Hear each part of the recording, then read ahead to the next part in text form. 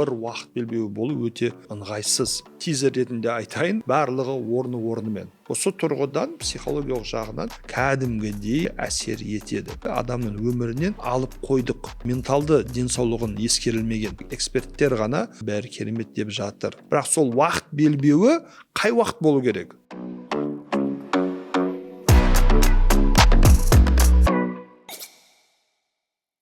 Достар, соңғы кездері қоғамда мынау бір уақыт белбеуіне өту мәселесі қызу талқыланып жатыр. Бұрын бізде 2 уақыт белбеу болатын болса, қазір бір уақыт белбеуінеміз. Негізі Қазақстан сияқты үлкен аймақта бір уақыт белбеуі болу өте ауыр, өте қиын және өте ыңғайсыз.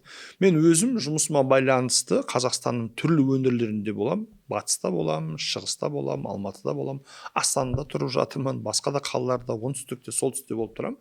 Және әр барған жерімде уақыт белбеуі қалай әсер етіп жатқанын өзім жеке көре алдым. Тизер ретінде айтайын, алдын ала уақыт белбеуінің бір қалыпты болуы тек қана батыста ғана пайдасын көрдім.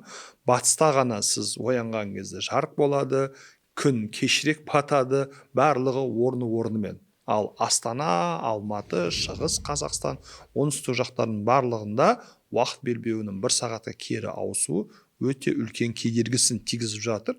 Маған жеке өзіме ыңғайсыз болды.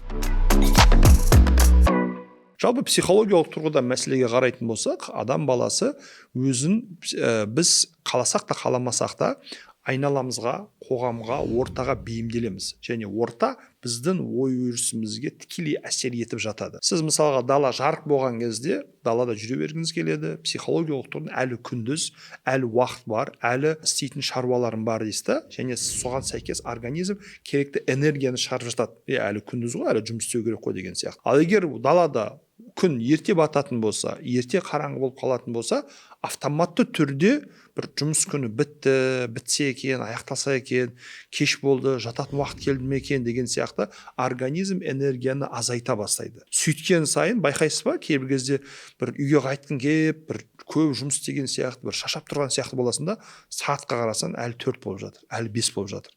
Әлі 6 болып жатырмыз, тас қараңғы. Осы тұрғыдан психологиялық жағынан осындай бір кері әсері бар. Жалпы өзім біз бірнеше уақыт белбеуімен өмір сүруіміз керек деп ойлаймын. Кем дегенде 2 уақыт белбеуі барынша ыңғайлы болар еді. Өйткені біздің территориямыз өте үлкен. Оған қоса, достар, біз күннен алатын D витаминін ұмытып жатамыз көп жағдайларда. Және мына түсінік те қате, біз артқа айналдырып, бірақ таң ерте атып жатыр ғой, таң ерте басталып жатыр ғой. Қыста сіз бұның пайдасы болғанымен, жазда сіз таңғы уақытта ұйықтап жатасыз.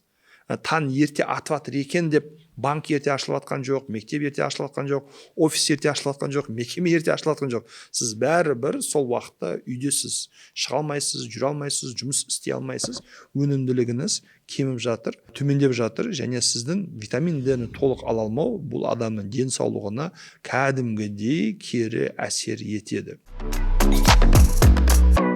Үшінші нәрсе, бұл балалардың қауіпсіздігі түнгі уақытта қайтып жатқан. Әсіресе екіншісімен де оқып жатқан балаларды ескеретін болсақ, біз кәдімгідей адамның өмірінен 1 сағат уақытты алып қойдық.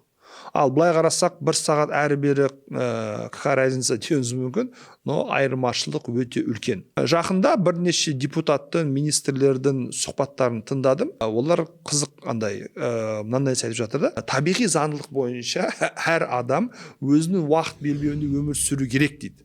Окей, оған біз бәріміз келісіп отырмыз.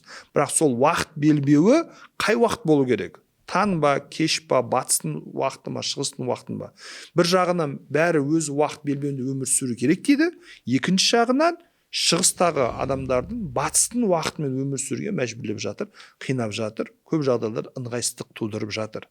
Біз бұл жерде бірнеше адам деп жайшын елемей қарап қоймай, әрқайсының жеке денсаулығын, жеке өмірін, жеке ерекшеліктерін ескеруіміз керек. Уақыт белбеуін ауыстырған кезде біз адамдардың ең маңыздысы менталды денсаулығын ескерілмеген.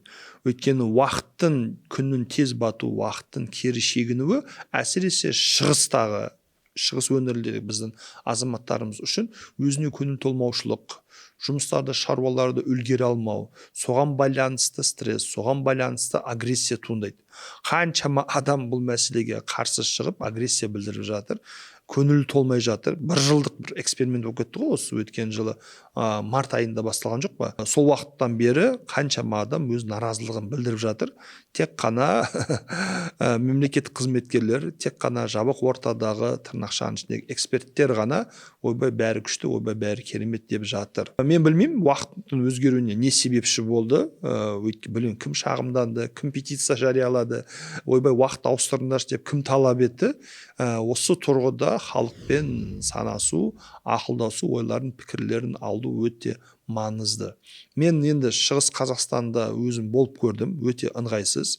Астананың өзінде уақыттың 1 сағат кері шегінуі көптеген ыңғайсыздықтар, қиындықтар туындатып жатыр.